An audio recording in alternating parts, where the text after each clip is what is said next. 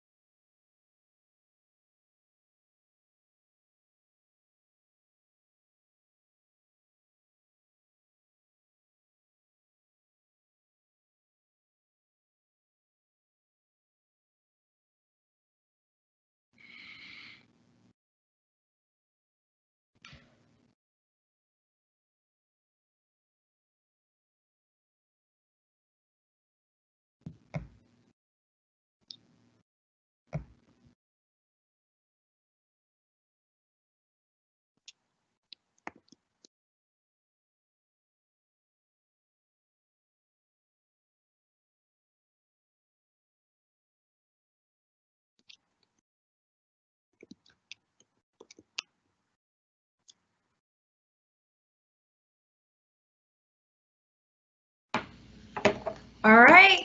Good evening, everyone. I'm glad to see that you guys came to join us this evening. We're about to get started. So I just want to introduce this event, Tea with Tech. We are here tonight so you guys as students get a chance to learn a little bit more about Dr. Lim and ask any questions that you have regarding UTA. So this is really a platform for you guys to speak out, get your questions answered, and really understand UTA and UTA's leadership a little bit better. So in the event of having the event called Tea with Tech, we do have tea this evening. So I have my tea in my llama cup, and I have honey chamomile this evening. It smells really good, but it's way too hot to drink right now. So I'll wait on that. And if you guys didn't know by my background, I am UTA Student Body President, and I'm so glad to be here with y'all tonight. And I also have somebody very special to introduce, Dr. Lim. Can you show us what kind of tea you're drinking this evening? hi, Blaze. How are you? Good evening. I have this is a very special tea from where I came from originally, from Malaysia. It's a milk tea translated into English, but it's called susu tarik in Malay. Okay, it's really delicious. That sounds good. It looks very sophisticated. Really good. Wow, very sophisticated. Dr. Lim, I think you one-upped me there. You kind of stole my thunder. Wow. I guess this has turned into a battle of the presidents. Let's go ahead and see what our Student Body Vice President is drinking. ARAFAA, what do you have this evening? Hello, everyone. Today, I'm just having my regular black milk tea. I hope you all are doing well. Welcome, Mr. President. This is our first time hosting a live event, and I just wanted to go over the format of our Q&A. So the Q&A will be used for questions. Please refrain from off-topic dialogue. Questions from the chat may be grouped in themes but will be asked in order submitted. The last question will be asked at 6:50 p.m., but additional submitted questions will be addressed privately or shared on the website. Please note, the live event will be recorded and posted next week at gouta.edu/teawithtech. Thank you, ARAFAA, for those expectations. So I want to turn it back over to Dr. Lim. For a lot of students here, this is our first opportunity to get to learn a little bit more about you as our interim president. So can you tell us a little bit about yourself and maybe what we should know about your plans for UTA? Oh, good evening again. So first of all, let me thank Student Body Government and especially BLAIZE and ARAFAA for hosting this first ever Tea with Tech event. You see it rhyme, T and T. So as I say, I'm having a Malaysian style milk tea called susu tarik in Malay. And I encourage you all to share your type of tea that you're having in chat. So if you want to share that, people, we can see that. A little bit about myself. I'm actually a first gen. First gen is the first in family to go to college. That's 37 years ago. I was born in Malaysia and I came here in 1983. I'm a naturalized US citizen, so I voted this past election and all the past election that since I became a US citizen many years ago. One thing that you may not know about me, I just became grandpa a month ago, but I still feel really, really young at heart, so I'm not old yet. As interim president, I'm actually focused on three major goals. One, okay, obviously, we want to minimize the impact of COVID pandemic on students' progression towards degree attainment. That is so important because our business is student. Second is to continue the collective vision of UTA community that we continue to focus on student success and research excellence equally. And finally, third, I'm working on enhancing our external engagements with alumni, with corporation, nonprofit, and also elected officials to form collaboration that would benefit all our students. So those are the things I'm focusing on. Thank you, Dr. Lim. So ARAFAA will go ahead and ask the next question. So for the remainder of the evening, we'll go tit for tat. I'll ask one and then she'll ask one. So go ahead, ARAFAA. Yes, Dr. Lim, can you give us a brief campus update on how the fall semester has gone overall and on plans for any changes coming the spring semester? Great question, ARAFAA. I'm, first of all, very appreciative for all of you for following the safety protocols that are in place, wearing masks, social distancing, and practicing good hygiene. Those are very, very important. Your cooperation has actually allowed us to remain open this fall semester and operating, as you know, in hybrid manner with a combination of online, hybrid, and face-to-face meetings. Also, we have free COVID testing available on campus through the Student Health Services Center, whether or not you have any symptoms. So if you want to get tested, you want to know if you have COVID-19, go to Student Services Center to get tested. We want to be able to identify where we have COVID virus on campus, and we try to isolate the disease to prevent further infection to others. Now, spring 2021 semester will be just like fall 2020. One of the reasons is because this country is still in pandemic mode. So the course modality is now available in MyMath, and spring semester schedule remains the same with spring break schedule intact. Now, since we are mostly engaging virtually, most of the time, like what we're doing right now, we're all virtual, kind of remind me of the movie The Matrix, if some of you have seen that. So please remember to communicate with family, friends, your peers, faculty, advisors, as often as possible. Don't get too isolated. I encourage you to reach out to your friends and your family if you're feeling down, and also proactively reach out to others that you think need a friend to talk to. So, I think the more we communicate, even if it's a phone call, I think it's going to be very, very helpful.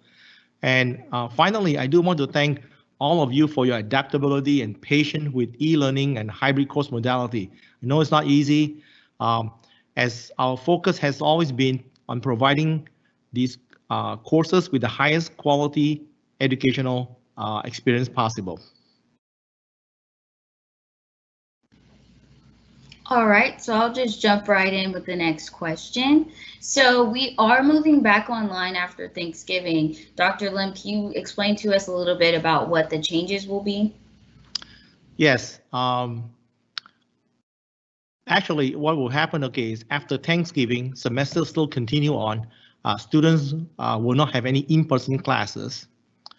And the reason why we did that, okay, is so that those who go back for Thanksgiving, in case they got contracted with the COVID-19 virus and asymptomatic, that they won't come back and spread it around the campus. So this is really with health and safety as a top priority to avoid an outbreak on campus. Now, some courses, okay, with face-to-face components may require in-person examination that will be taking place before Thanksgiving ends. Students should refer to their syllabus, talk to the instructor to make sure that you're aware of when the exam will be. All exams after Thanksgiving will be online. We won't have any in-person exam after Thanksgiving. Again, students should contact if you need accommodation, students should contact the Student Access and Resource Center to request for any accommodation that is needed. Most academic advising will occur virtually as well, but students are encouraged to communicate with their home department for details. Some departments may offer opportunities for socially distanced face-to-face walk-in advising, as an example. Now, even though students are not going to be having in-person class after Thanksgiving, the university remains open. We have many services that are still available. The library will be open, MAC, University Center, health services, CAPS, tutoring, computer labs, and so on and so forth. Those will still be open because we still do have students living in the residence hall, especially our international students who still remain on campus after Thanksgiving.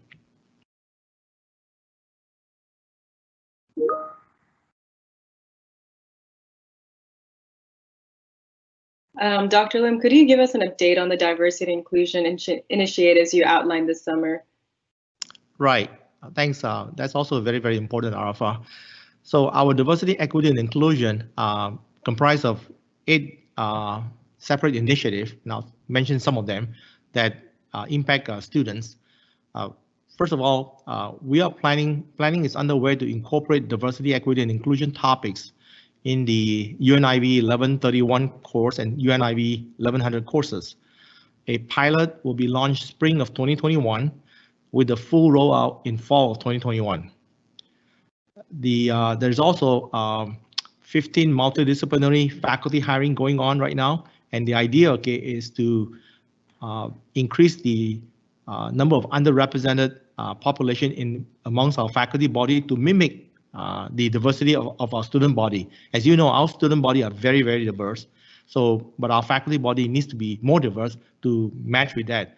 Oftentimes, students look to people with the same background as mentors.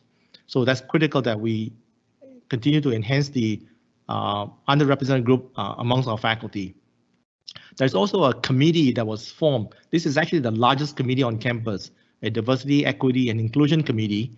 I know BLAIZE, you're on that committee, and the committee has been hard at work looking at ways that they could support DEI. This committee will be the primary advisory to upper administration. That includes the deans, the vice president, myself, on programs, initiative, things that we can do, okay, to promote DEI. Finally, I do want to say one thing, that we are, for the very first time in the history of this university, we're hiring a vice president for diversity, equity, and inclusion. The search has already commenced, and this is both historical and significant because we have never had this position before. So that's going on. We have had a number of professional development courses for faculty and staff, things like to talk about microaggression, upstander to bystander, cultural competency, and so on and so forth. So a lot of that is going on. Also, I think this is probably music to students' ears. You know, when we announced the DEI initiative, I also announced that we will add $25 million more in scholarship to address student diversity, especially those with financial need and first-generation college student. Since I'm a first-generation student 37 years ago, it is very critical that, and it is very important to me that I'm passionate to support first-gen student. Our police department is also reviewing all their policies to ensure that there is all they support or align with the university core values, and then free of any unfairness and any bias, as well as also ongoing trainings to help the police to de-escalate a situation. How do you de-escalate without violence?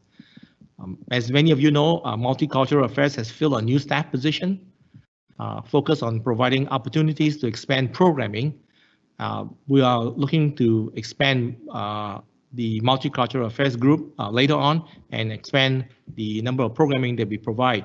We're waiting primarily for the Diversity, Equity, and Inclusion Committee to come back with recommendation, and also once we hire the Vice President for Diversity, Equity, and Inclusion, that he or she would contribute to additional programming that would go on in multicultural affairs. So a lot going on in diversity, equity, and inclusion. The main thing is we want to make the campus a welcoming place for everyone. Thank you for that update, Dr. Lim. I actually have a follow-up question for you. So given that we're going online after Thanksgiving break to minimize the spread, will we do the same thing after winter break or spring break, you know, after people are traveling? Well, students will go back for winter break, but they will come back for spring semester. So we won't, in spring semester, as I mentioned, we will be in hybrid modality, which means that we'll have in-person class, we'll have online classes, and we'll have hybrid courses. We will keep, we have discussed quite a bit about spring break. We have decided to keep spring break. It's weighing in between, you know, people going back for holidays or traveling during spring break and then potentially coming back with virus versus faculty, student, and staff need a break. You know, after spring break is where people look forward to just recharge basically. And so we decided that I think this is very, very important because by spring break, okay, we're almost a year into the pandemic. Think about it. And so I think people are tired. Mentally, people are you know, stressful. So I think the spring break would let people to unwind. So what we do, okay, is we ask people when you go for spring break, make sure that you follow the safety protocols wherever you are. Wear your mask, socially distancing, and practice good hygiene. If they do that, I think when they come back, I'm sure we would not have a COVID case update. Okay, thank you for that clarity. And now switching gears a little bit, so UTA offered pass-fail as an option in spring 2020. A lot of students are wondering, will this be an option this semester or in the future? Yeah, this is a hot topic. I've been getting a lot of emails about this. We actually do not plan to offer pass-fail option this fall or for spring 2021. Here's the reason why. The option provided back in spring of 2020 was done as a one-time off because we had to abruptly pivot to online modality mid-semester within a very short period of time. This pivot to online back in spring 2020 is a mobilization of epic proportion. Okay, so we understand that students and faculty need the time and the ability to pivot online. The fall modalities of the classes were posted before the semester started, and there have not been very much disruption. In addition, many of our professional programs, okay, they do not really like pass-fail grades because, okay, of licensure, prerequisite requirements for professional ranks and things like that. Also, admission to graduate school. Some of you may be thinking of going to graduate school. Require grades in courses, especially courses that are essential to the degree programs. And by doing pass-fail, in the faculty opinion, okay, that it would put our students at a disadvantage. Okay, as you know, when they put together their portfolio for things down the road.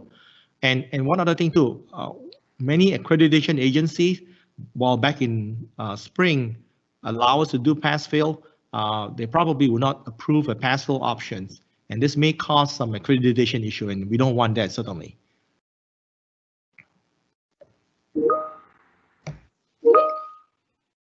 Dr. Lim, I had a question.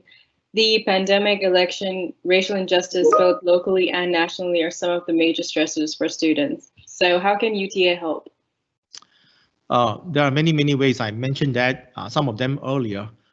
First of all, multicultural affairs continue to offer programs, open sessions to allow students the opportunity to engage in discussion around these issues. The office has facilitated things like recognizing identity and identifying and removing bias, stereotypes, and microaggression. So that's one way. In response to the national events surrounding Black Lives Matters, undocumented students, and LGBTQ, plus the Office of Multicultural Affairs hosted and participated in town halls, listening groups, support groups, creating training for students, staff, faculty, and community members. Also, the Women in Leadership and Men of Distinction programs engage students in a purposeful conversation around issues impacting student success and retention. The Office of Cultural and Multicultural Affairs also plans to continue developing facilitations and training for the social justice peer educators and in developing a social change conference to UTA sometime this spring semester, spring 2021, to focus on social justice topics. We also have CAPS and other student affairs, including veteran affairs, global engagement, again, LGBTQ+, continue to offer group and individual support through community checks-in, therapy, and online support. We have launched a Dreamer Council last May to provide a centralized approach to support services. So please do contact Student Affairs or the Community That Cares website if you need support or know of a friend or a classmate that needs help. UTA is a community of cares that cares, and we want to ensure that every maverick gets the attention that they need to perform their very, very best in academics. Finally, the Dean of Students, Heather Snow, had sent out an electing stress kit that consolidated many of the resources that I've discussed and related to continued stress around the recent election that really hasn't ended yet. So lots of help available on this campus. Thank you for that reassurance, Dr. Lim. A lot of students are feeling quite stressed, so we're glad to know that UTA offers resources to help with that. So speaking of resources, can students still get COVID tested after the semester is over? Yes, health services will continue to be fully functional after Thanksgiving. So included COVID testing and flu shots too. Now, I think tomorrow is the last flu shot outreach at the MAC. So if you want to get flu shot at the MAC, schedule your appointment online as soon as possible. Now, the health center will be closed during the university holidays between December 24 and January 3rd, just like any other time in the past. But resources will be available online to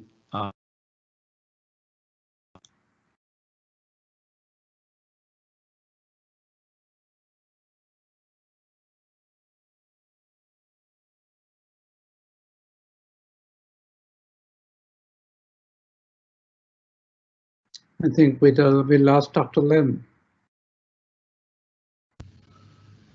Okay, that's fine. Brief intermission. He'll come back. What was the last question we asked? Let me look and see what other COVID questions. testing after Christmas break, Oh, right? yeah. So COVID testing. I think he got most of his answer out. We do have some other admin. So can somebody answer this for us? We do have a question about basketball season. So basketball season is upon us. Students want to go see the basketball teams in person. So is that still an option? Can students go in person to watch the games? I think as far as I know, at this point, it's a limited number of people are being allowed in. Possibly families and maybe a few others, but I'm not aware of a broad availability for students. I think they're still concerned. They're considering it. I don't think that has come on board yet. Lisa, maybe you can answer that better.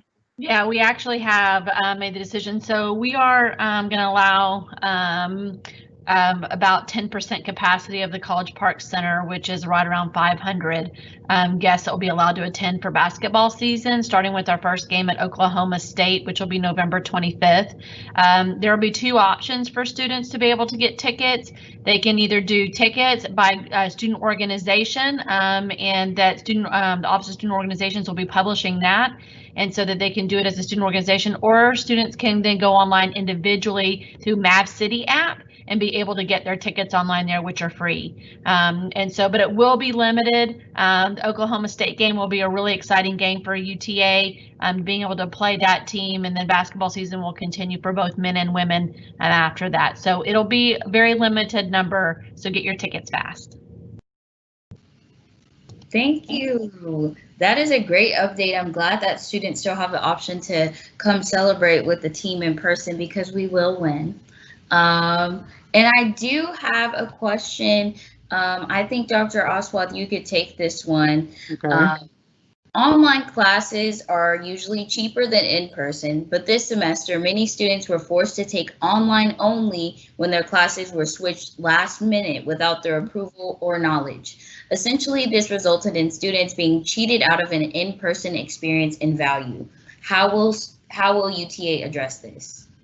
Well, online classes are actually not cheaper, to be very honest. In the normal circumstances, we charge additional fees for online classes, largely because it's a misconception that online classes are cheaper to develop and deliver. That's really not the case. It does cost a lot more to develop online classes. And so in general, that's a misconception. That said, we are not likely to charge any less for online classes. UT system as a whole is holding the line on the cost, because the costs are being covered by the institutions to develop these online courses. And I don't anticipate in the spring either there will be any reduction in the tuition because of classes being online. Again, for the same reason I just mentioned, it doesn't really cost any less to develop or deliver online classes. It costs a little more actually to do that. Check your back, so I will go back to the background. Well, thank you for filling in for me. So Blaze, I'm really not sure what happened. I'm so sorry. I got kicked out from Teams. No problem. It happens. Technology. ARAFAA, do you want to go ahead and take the next question? Sure. Someone asked that there have been several speakers on campus this semester on the mall. I have not seen this before. Did something change? Speakers in terms of people coming on campus who are not UTA students, right? Yeah. Well, you know, we are a free speech campus, so anyone can come to campus to talk and discuss and share their ideas, as long as they follow the, you know, our rules and regulations. So we cannot really stop that. This is not something that is planned by the university.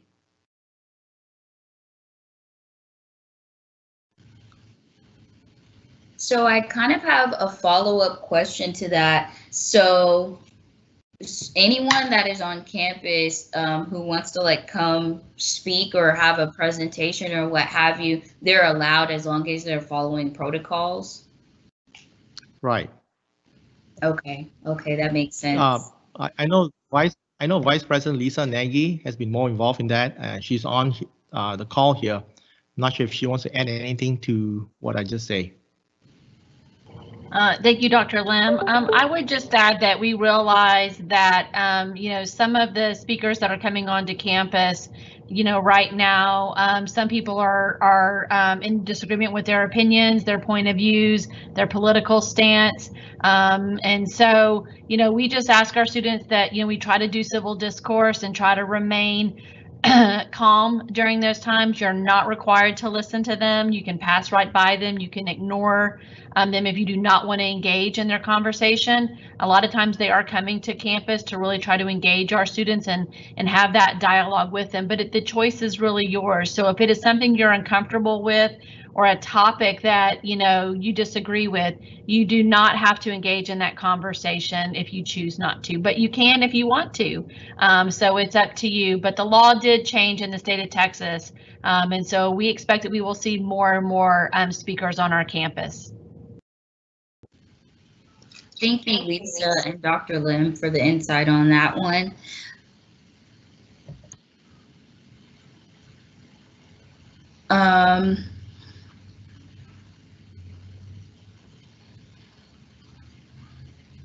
Somebody has asked that, will we have study abroad this spring? Lisa, do you want to answer that? I know there's been discussion and work going on with the international office.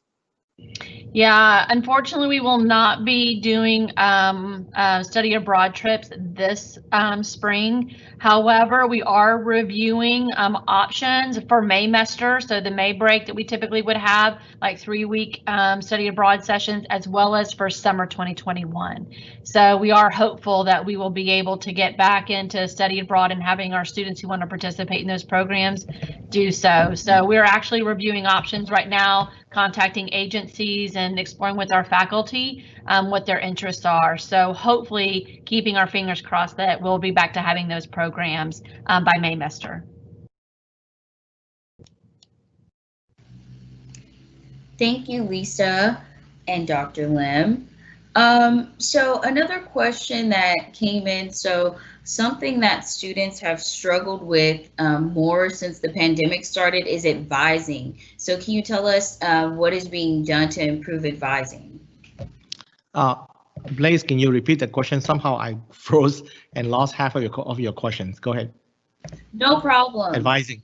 Yes, so advising. So students have been struggling with advising a little bit more since the pandemic started. So what's being done to improve campus advising? Right.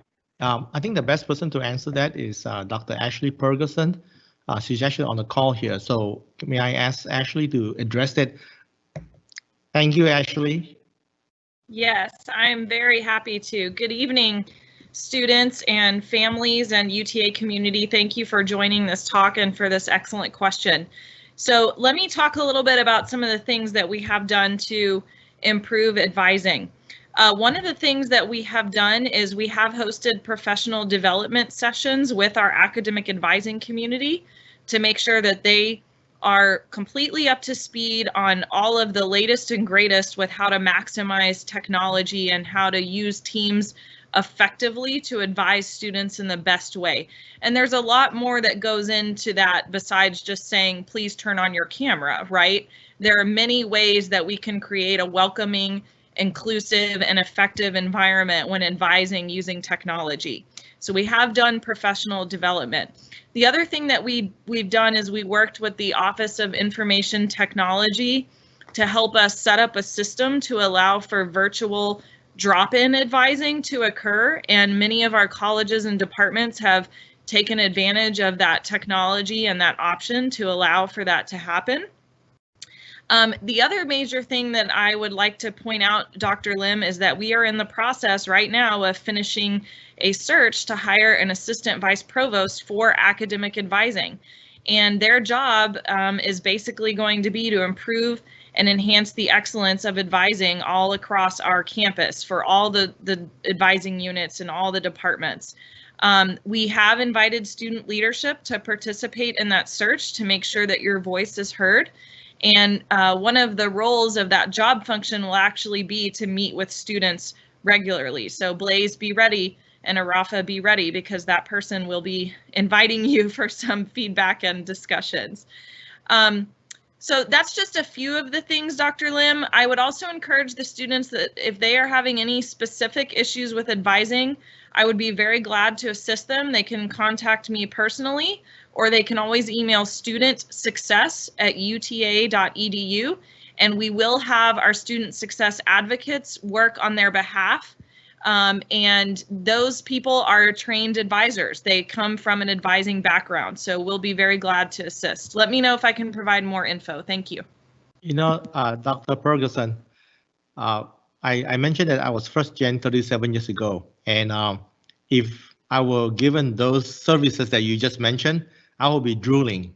You know, I I had to, you know, as a first gen 37 years ago, I had to figure out all these things on my own.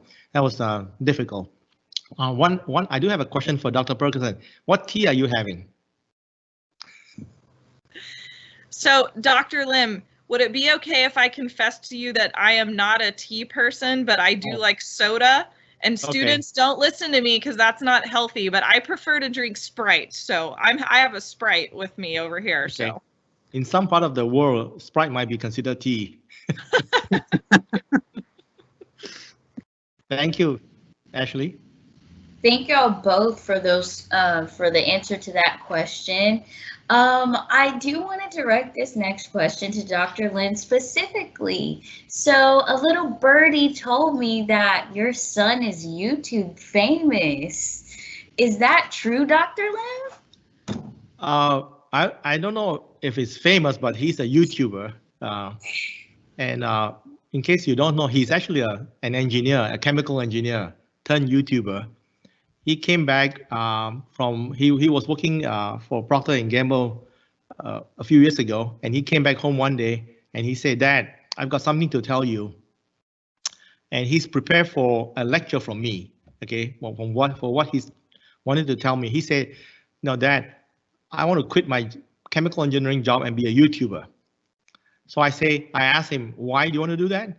And he said, "Well, Dad, there are Asian scientists, there are Asian engineers, there are Asian doctors, there are Asian professors like you." You know, he's telling me. And then there are, but there are very, very few Asian artists in the United States. So he's looking at diversity. I want to be the Asian artist, he said. I say, good. If you do that, make sure I ask her one thing. He said, what is it, Dad? I say, make sure that whatever you do your best. So he, you know, took that path down and become a YouTuber. Thank you, Dr. Lim. I actually had no idea, but I watched your son on YouTube for years because his series is so popular. If y'all want to check it out, it's called Worth It on BuzzFeed. It's amazing. And then when I found out, I was just so surprised. It seems like everyone in the family is amazing. I met your wife, Dr. Lim. She's so sweet. So you guys are a really talented family, the Lim family. Actually, I'm the least talented one and the least amazing one.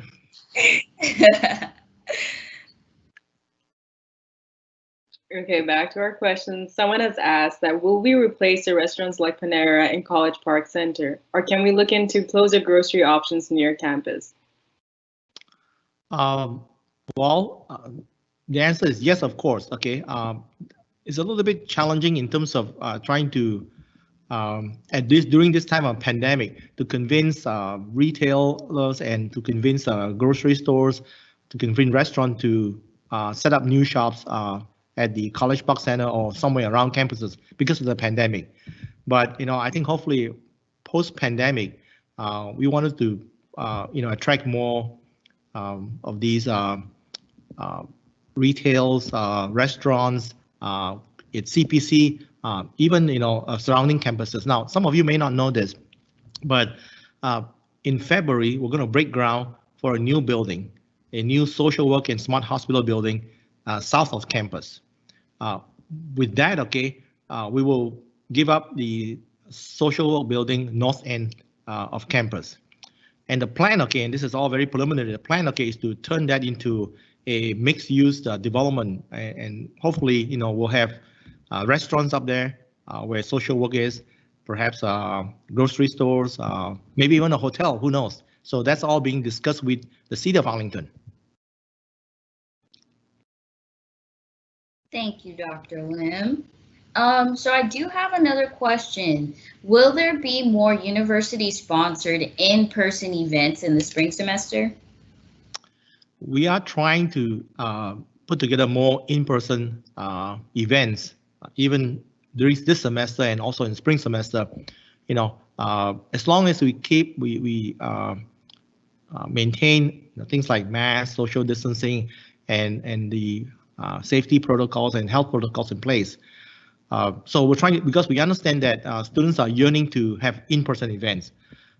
So what I'm going to do, okay, is I'm going to call upon Lisa Nagy, and to maybe she might have more details on the kind of things that are being planned right now. Lisa? Yeah, thanks, Dr. Lim. Yes, we are, as you said, we are hoping to be able to offer more in-person events. You know, currently our guidelines are at 25% capacity for our facilities here on campus, and so we're looking at some of those options. You know, again, we did a little bit towards the in October with a hypnotist, comedian, and some others, and so we hope to continue to offer those.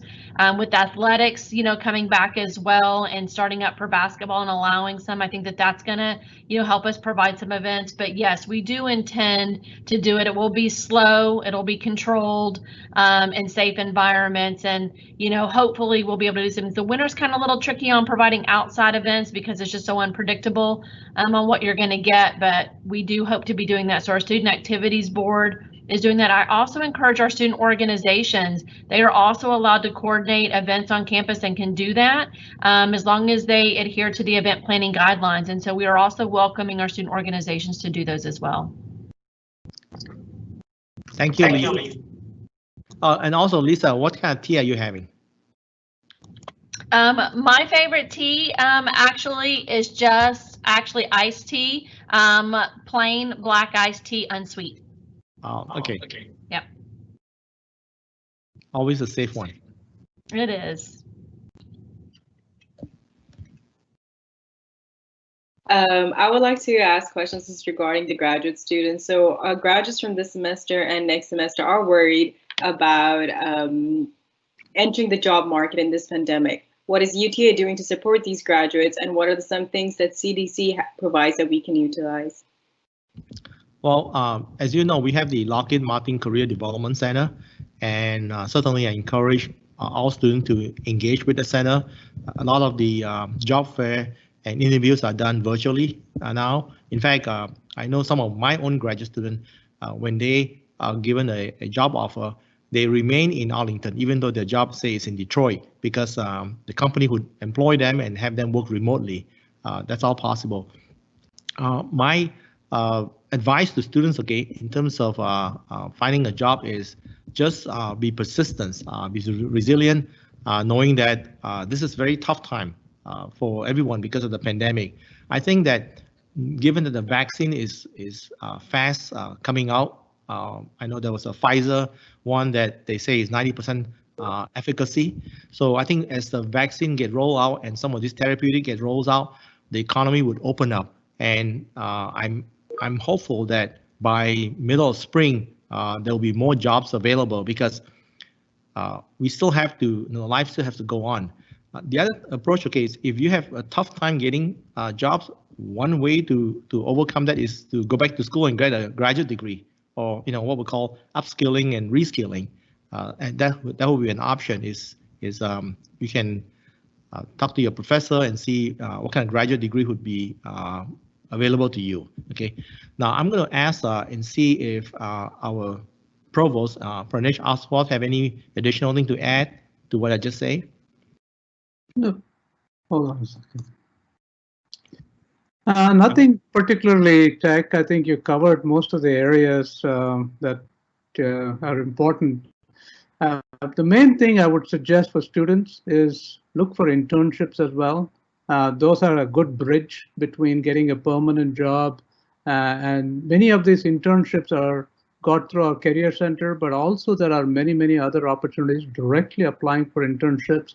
You know, we have a student who was working in our office, and this last summer he got an internship with Amazon, and even because of the pandemic he couldn't go, but they let him work from his home here. And at the end of the year, he's got a permanent job at Amazon because of that internship. I would say, for example, at Lockheed Martin, 70% of the people who get jobs at Lockheed Martin have interned there. So the most critical thing is to find one of those internships as a bridge before you get a permanent job. So, right. Yeah, Pranesh, you had mentioned a very good point that reminds me of one thing. We continually engage corporations around the DFW and around the country to find opportunity for our students. If you remember, one of my 3 goals, okay, was to enhance our engagement externally. And in fact, I'm actually happy to tell you that perhaps Lisa can explain more. Our recent agreement with Lockheed Martin to create internship position, the CWEB program that is, I think, coming online now. Lisa, you want to talk about that?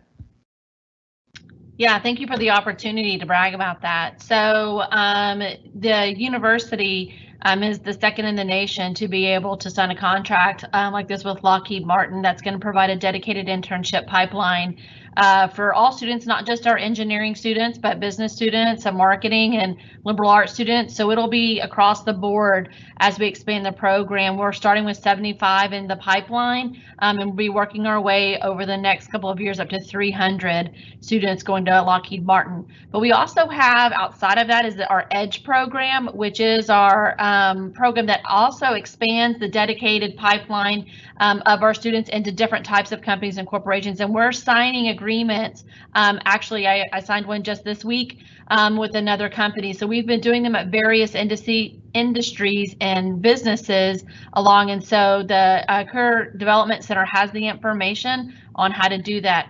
I would also like to add, just for the question, is to say we do have a professional skills academy that the Career Center did launch for our students who are looking for that competitive edge to be able to get out there into that job market. And so you can find information about that academy on their website and get more information. And those of you that do graduate and you are still looking for a job, the Career Development Center is free for you to come back as an alum, either a semester after you graduated, 5 years, 10 years after you graduated. And so we'll be there to support you even when you're no longer a student, to help you work the job market and get access to the jobs through our handshake environment. Thank you, Lisa. Thank you both for that answer for that one. That really helps a lot. So another question that we have says, this is my first semester at UTA and I'm upset because I don't have a chance to go to school in person. Would we have an in-person tour for new students? Well, I believe so. So Lisa, can you answer that? Will we?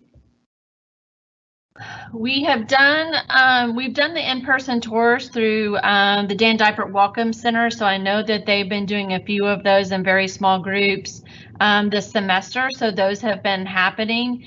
We have offered, and we did offer at the beginning of the semester, and we will again at the beginning of the spring semester, Ask Me Days on the first couple of days of classes, where we'll have, through our UTA ambassadors, have different booths and things set up on campus to help direct students to find their classes when they're here. And so that's been a longstanding tradition here that our UTA student ambassadors do. We did that in the fall, and we'll do it again for spring. Thank you.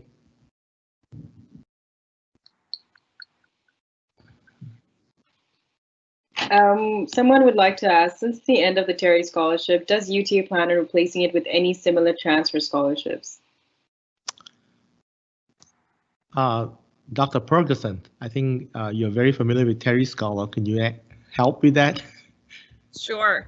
Thank you for the opportunity to answer the question. So I do want to make sure the students are aware that the Terry Scholarship Program does still exist.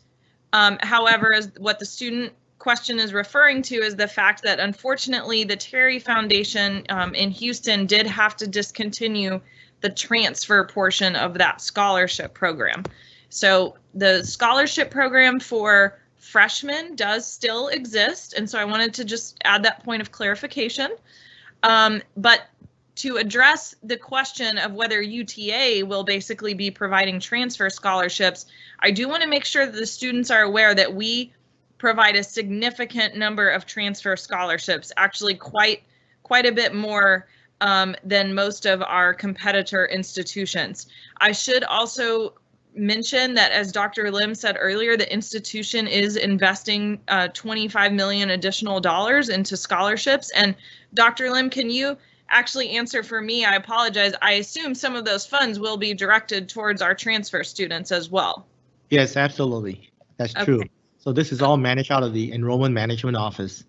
Right. Okay, great. Thank you. So I did want to make sure I mentioned that The other thing that we have challenged our staff to do we're going to be working with our advancement office to see if there are other foundations like the Terry Foundation that do offer transfer scholarships, to see if those are programs that the university can apply to become a part of. So we are aware that this was an important mechanism of support for our transfer students, and the university has, again, as Dr. Lim mentioned, made this significant additional investment in scholarships, but we will continue to look for other opportunities as well. Thank you. Thank you both for answering that question for us.